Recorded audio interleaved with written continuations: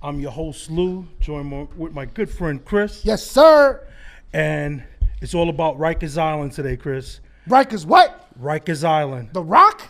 That's what I call it. That's what I call it. I go back to the 80s. The Rock. This is part 2 of Rikers Island Chronicles with our special guest, Warpath. Guerra! Guerra's in the building.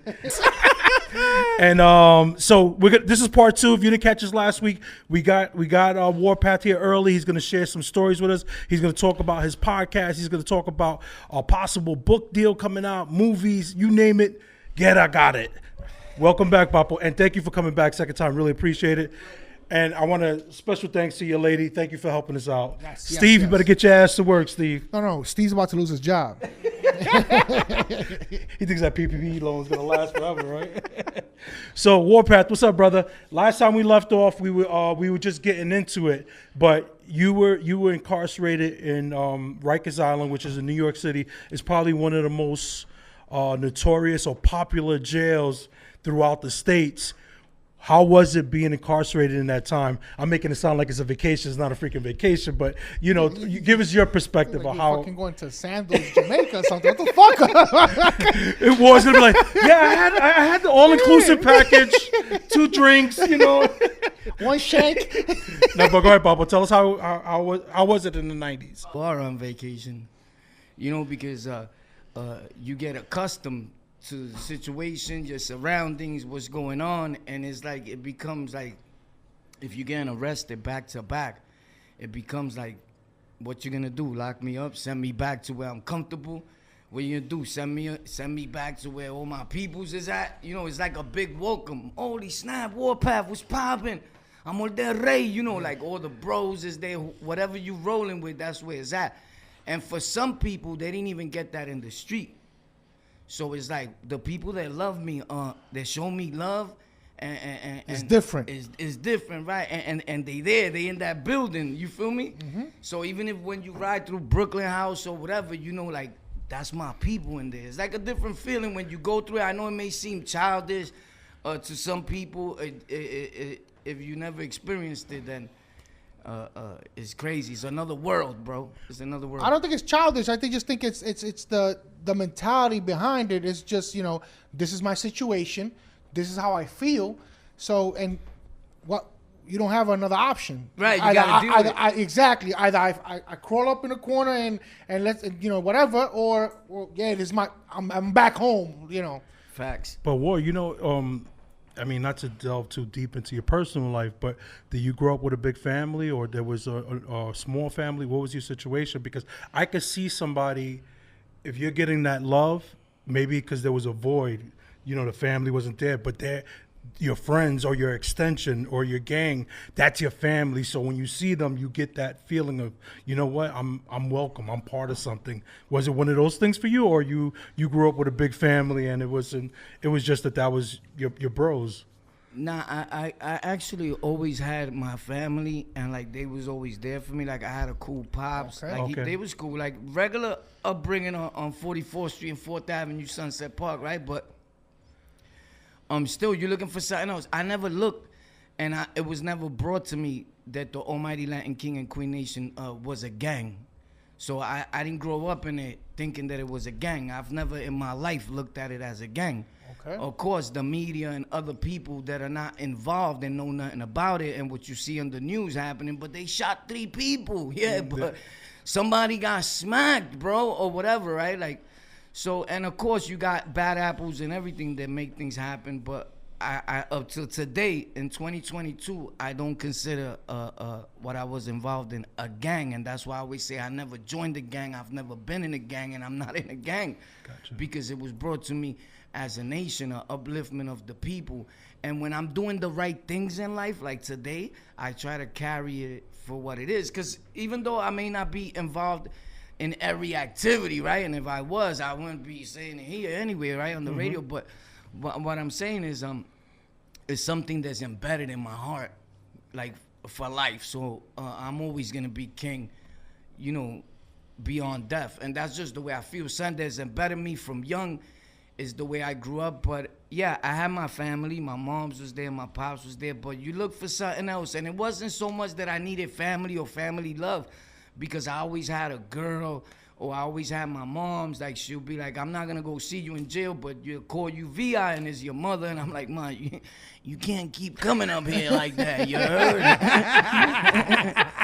Like, your little boy is not regular OB right now from 44th Street. They call him Warpath. Guerra, mami, Yeah, guerra. guerra in Spanish. So if they see me and they think you looking like my mother, it's gonna be like, this nigga's a mama's boy. You know what I'm saying? So, nah, you know, all jokes aside, though, I had a pretty good life. And shout out to them. My pops passed away. You know, he had his own problems, but alcohol played the role in it, if I'm not mistaken. You know, it may seem like I don't because I'm having a drinky. I don't drink at all, period. In fact, alcohol is the #1 killing drug in the world, and it bothers me because I know what it did to my pop. He wasn't like a bum in the street, but he drank a lot. You know what I'm saying? One of them unfunctional alcoholics. Yeah. And, you know, he'll work, have businesses, have car, take care of everybody, but he drank hard body. But anyway, Rikers Island is something real crazy, bro, and it's something that stays with you. But it helped me. I don't know if it helped me become a better man, but it showed me a lot of things in life, and I was able to meet a lot of good people during my incarcerations. Gotcha. As weird as it may sound. And I think better people than the people that I encounter on the day-to-day basis. That's crazy that you're saying that, but it's true. You do, like, you know what happens, man? People have all different walks of life. You don't know where your walk is gonna, take you. And just because you go to a prison doesn't make you a bad person. It was a circumstance or a situation that unfortunately escalated and put you where you didn't ultimately want to be. But it doesn't make you a bad person. On the lockout, right? Not the lockdown, right? The lockout. On the lockout. Somebody corrected me on YouTube. No, dude, it's not on the lockdown. On the lockout. One of my Yeah. lockout Yeah, friends. it was definitely- You get yo, stabbed. yo, he called me out and said, yo, Papo, no disrespect. No Shout out to the lockout gang / lockout fam. I love y'all. Facts. None of those matters. So you briefly spoke about it last episode, but I want you to, for the folks that are just jumping on now, what is it about? Tell us what you're doing. What's the podcast about? Well, basically, on the lockout is man, it's so special to me, right? But I try to stay away from like the street content and all that, as hard as it may be. But that, we live in a world where negativity sells. Yes, sir. And I try to, like, at times I try to do so many positive things, and it's like if you post a positive video, dudes are like, "My dude, you wasting my time, boy." You know what I'm saying? I thought you was gonna go in today, and then you want to give the people what they want, right? But at the same time, I try to do everything with a learning experience. Like, look, this is what happened. We put him in the clinica. I told him make a left to the infirmary. Is that way, right? But this is what I'm doing today, and this is what could happen. So I think, like, to me, it's something beautiful that I started, right? Rikers Island Stories, the movement. Everybody knows the story. We're not showing off. We don't show off. We show up to situations, Exactly. right? So when the whole wave started and everybody started doing it, I said, I gotta switch this because it was getting a little too negative, right? And then I try to show people how videos, bro. Dudes had a gun in their mouth, ready to blow their head off on parole. The stories on the lockout. Shout out to him, Yelly Founder. And these are videos that Cat shared with you? No, these are things that dudes told me. Yo, your videos saved my life, bro. I had a gun in my mouth, bro. Wow. About to blow my head away. And I used to come out and make videos and say, yo, what's poppin' is on the lockout. If you ever thought about killing yourself, so have I. Don't do it. Right? And Duke was like, when you were saying that, I felt like you was talking to me and the gun was in my mouth. I was ready to blow my head off. And it didn't happen. I met up with him, recorded with him, shared time. We was wilding on 42nd. And he was like, you are a wild boy. You know what I'm saying? I said, you still want to kill yourself? I'll do it for you, boy. Well, we here now. What's up? Are you ready? Do you really want to die? Nah. But these are people from my channel that follow me, and I popped out to meet, like, in real time. I was That's doing nice, that. man. Like, yo, where you at? Boom, and I'll pull up. You know what I'm saying? And I met a lot of good people, bro. And I met people that told me to help out the channel. They was like, yo, bro, here's $5,000, bro. I never gave another man $5,000 in my life. Wow. Just seeing me the first time, and it's like, I want to see you do good. Like, and I get it, right? Because some people, and these are people that have never been locked up. But one thing's for sure and two things is for certain, that jail and prison is for no one, right? But it accepts everyone. Mm-hmm. And if you ever need a place to stay, you Rikers Island and upstate got a bed for you, bro. That's the only place in the world that 24 hours a day, they're gonna accommodate you. They have vacancies. Yeah, they have vacancies. Yeah, they gonna put you somewhere, buddy. That light is always on. Vacant. Yeah. We got beds. Yeah. So I always tell people, like, look, man, just because you don't do crime and you're not living that life, you exempt. You know, Yeah. a Rikers Island prison is like a disease. Anybody could catch it. Respectfully, you can go outside. They could mistaken your identity, get locked up. Anybody. So. You know, I learned never to put those people down. Unfortunately for me, I kept going in and out of Rikers Island. I got accustomed to it. I was living the life of crime. I like the streets. Till today, 2022, I love playing the streets. Still? But, yes. Hard body. I love the street, bro. Yeah. The street life. I don't know. It's what I know. It's what I'm comfortable with, right? Even though I do things differently, but I always got to go back real quick. And I think that's a lot of our downfalls, right? And I always got to go back and see the people, and I don't know, it makes me I don't know, I think it helps me stay young. I think it helps me with my even if I'm stressed or whatever, you know what I'm saying? But the streets love nobody, and I understand that. So I don't play them. Before I was playing them 24/11. Now it's like 24/5 or 6. Right? So I try to stay away from that because I don't like to be a hypocrite. I don't like to be on my channel telling people how they should work on change. And even though it's about the message, not the messenger, but I don't like to be a hypocrite. Then they see me in the streets chasing somebody down the block or something. And it has happened, ironically, yeah. And a lot of crazy things happen. But you have turned the negative into a positive. Of course. Because your channel, you know, you're on the lockout.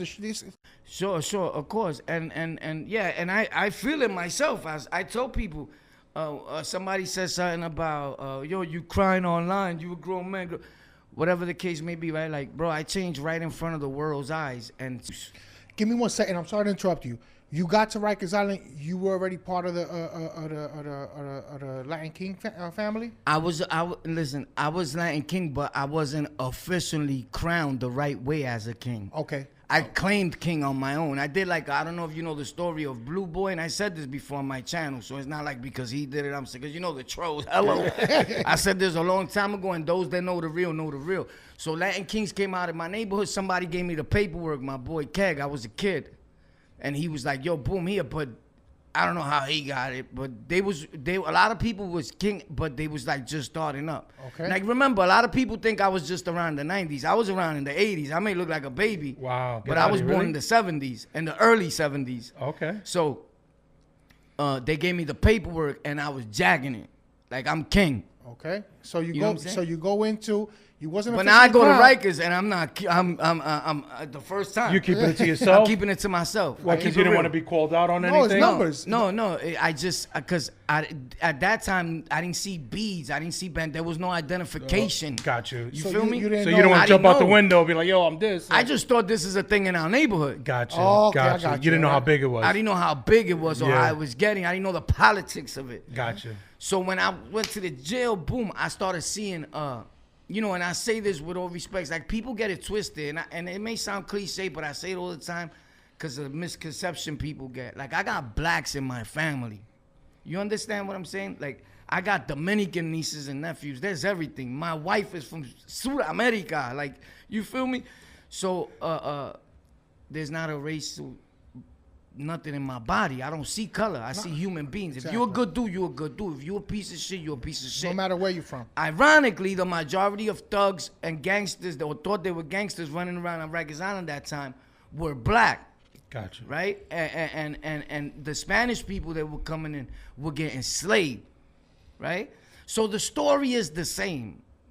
You know, I'm gonna get into that right now, but I always say that in my videos. In order to understand this video, you got to watch it to the end, because sometimes people hear something and be like, oh, this dude is racist. And you didn't even hear the whole thing. Gotcha. You making judgment and commenting, and then they come back and be like, yo, I apologize, boy. I heard the rest of it. Yeah, they only hear one part Bobby, of you it. a pepe. You a pepe. You heard? You got loose fingers, B. You just got a new keyboard and you acting up. So, yeah. So, I get there. It feels like blacks are controlling everything. Okay. It feels that way, right? And I tell the Spanish brother, like, yo, you're not calling now. Yo, don't touch that phone. What? You know, and this thing started to bother me, bro. You know what I'm saying? And then I seen, as time went on, I started going there, and I was already getting super thugged out. You become what you detest. The people you don't like, you become that. So they weren't letting Spanish dudes. Now, Spanish dudes wasn't rocking at all, period, when I was going through in the beginning, in the early 90s, 80s. Maybe a few, you had some that was rocking. I'm not going to lie. Like, some was rocking, but not like a lot. Like when the Kings and Netas came out, now they rocking. Now they rocking and rolling. Yeah. You know? So, I said, son, it got to be different, bro. So when they stepped to me with the Almighty Latin King and Queen Nation situation, it must have been like 91, 92. Like, this is a lot of years ago, bro. It's probably, 91, 92, if I'm not mistaken. So anyway, this dude, Black, comes to me. A Puerto Rican dude, Black, though, right? And he's like, yo, my name is King Black. You ever heard about the like King's Boo? Because I was already a loose cannon in the house by myself. Okay. So they watching me. I'm like, why they always keep looking at me? But I didn't know. You know, this public information. You could Google it. The mayor even talked about it. I didn't know that they was observing me. You know, like to see if I was king material or if I wasn't. Oh, wow. That's what they did back then. It was real militant. Not that it's not now, but it was really, really that. Mm-hmm. So when he stepped to me, boom, whatever, he asked me. Most people, they don't take him they figure, some people feel like, oh, we don't ask people to be king. Like, you got to go to them and be like, but that didn't happen to me. They asked me to be king, bro. You heard? Yeah. So he broke the rules, I guess. Something, but I was asked. All right. So anyway, he asked me, boom. And I was like, well, break it down to me a little more. But I already knew because I had the paperwork. I was playing him, right? To see if he was really that. So I was like, yo, you know what, bro? I'm king anyway. You know what I'm saying? Like, whether I get involved here, whether I'm not, anything that's for my peoples, I'm with. Like, something gotta happen. So they gave me the paperwork again. You know what I'm saying? Like what they thought was the proper, correct paperwork, you heard? Because my mans and them was super ghetto and sons, so they probably changed a few words, you know what I'm saying? So they gave me the, you know, the official. the official manifesto, bloodline, nothing else, you heard? It's bloodline. No, well, hold on for a second. So, what is this paperwork saying? Is it like a contract that, hey, you're signing up to be part of this organization? If you die, it's on you. It just breaks down on normal shit you find on Google nowadays. A lot of other shit I can't talk like about, the but rules it breaks down the rules and regulations. The creed, the 5 colors, the 5 points, the 3 colors. The flag, the lion, the breakdown, Louis Felipe being the founder, and Collins, 1986, the King's official King Day, which is the 20th, is not the 6th, like everybody, I'm on the rey on the 6th. The real day is the 20th, but we took that, like, yo, hold up, that's international, that's us. You know what I'm saying? So, yeah. So, so it breaks down like kind of that, like the whole Louis Felipe, the movement. A lot more, you know. So it was given to me, and and after that, you know, I was one of those that was like, you can't do that. Like, why? Because my bro is going next. You feel me? So everything was the bro, and that's what I wanted to get at, because that's when it could be perceived to other people as oppression. Because now what was done to the Spanish people, now they're in control. The Netas are getting crazy big. Numbers are bigger. The numbers are super big. The Kings run the mess hall. The Kings run Law Library. The Kings are everywhere. There's Latin King written all over the place. Like, this is becoming gangland. Wow. Right? And there's different sets going on. Bad Boys, Gangster Killer Kings. You already know. 180 Jeff. Shout out to June. Americano, Paul Rilla, and everybody, right? So it gets crazy because people are not focused on the main goal, which is uplifting your people. Shout out to Focus, by the way. So anyway, people start abusing their power, you know, and you may not be wanting to do that. You feel me? But it's like, yo, you can't touch that phone. You telling another inmate that just came in, and he's like, why? There's a King phone. You feel me? There's only 2 phones. And then he goes to grab the other one, and you can't grab that phone like that, pa. Why?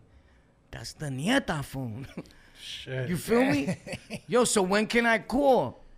When the Kings or the Nietas tell you to, pa, or they're going to smack fire out of you. So it seems like, yo, what the fuck? Yeah, they're abusing their power. So there's a dude, there's people that didn't like that, of course, but then you go touch the other phone. At some places there was 3.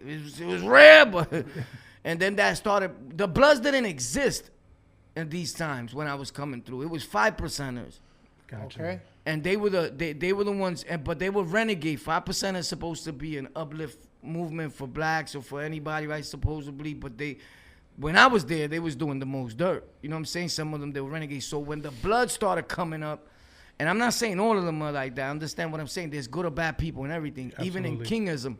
You feel me? That's what I'm saying. I say all that to say the Latin Kings and the Bloods was something, bro, that people will never forget in their life.